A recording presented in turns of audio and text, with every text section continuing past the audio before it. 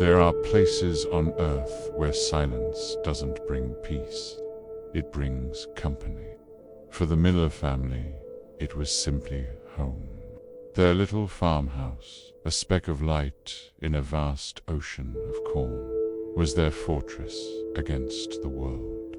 They lived 10 miles from the nearest neighbor, a distance measured not just in miles, but in the profound quiet that settled over the land each night. They thought their isolation was a luxury, until the night the sky turned orange. The crickets, the constant soundtrack to their rural life, suddenly stopped their chirping. The air grew heavy, thick with an unspoken anticipation, and in that deafening silence, a new sound emerged.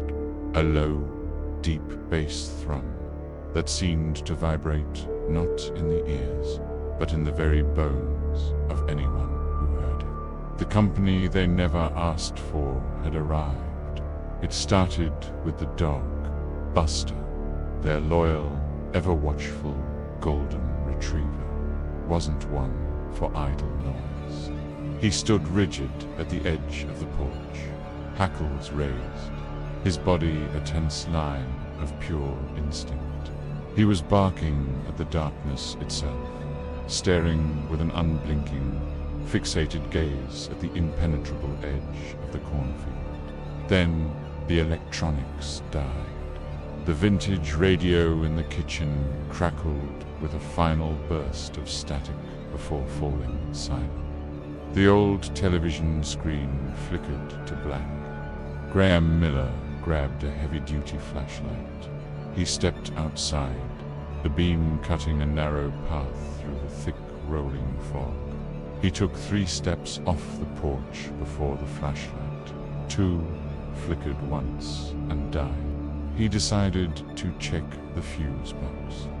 That's when he smelled it. Not smoke, ozone. The sharp electric smell of a thunderstorm. But there wasn't a cloud in the sky.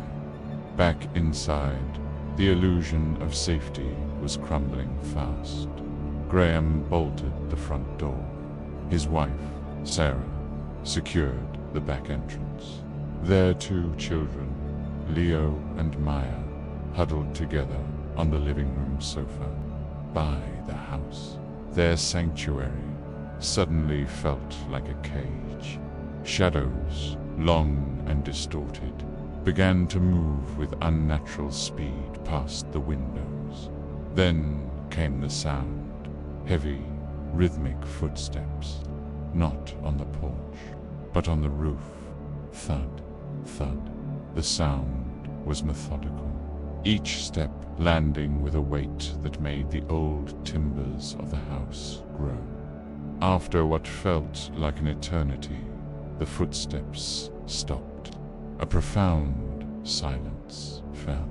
Slowly, agonizingly slowly, the doorknob on the front door began to turn. It wasn't a frantic attempt to break in. It was intelligent, calculated. The turning stopped. Graham gripped an old shotgun. Then, with a sound like a gunshot, the wood of the doorframe splintered.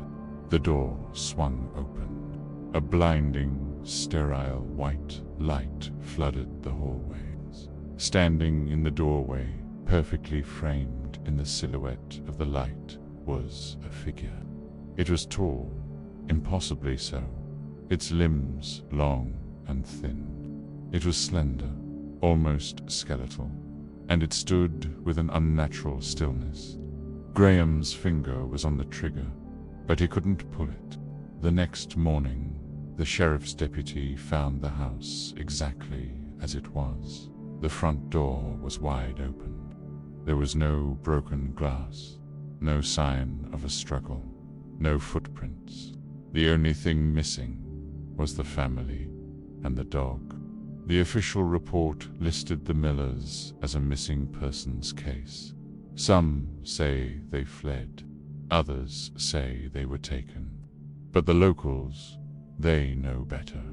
They talk about the strange lights that have been seen in the sky over those fields for 100 years. The Blackwood Farm stands empty now, a silent monument to an unanswered question. So if you ever find yourself driving down those long, lonely country roads late at night, and your car radio suddenly starts to scramble with static, and you see a single abandoned farmhouse glowing under an orange sky, don't be curious. Don't stop. Just keep driving.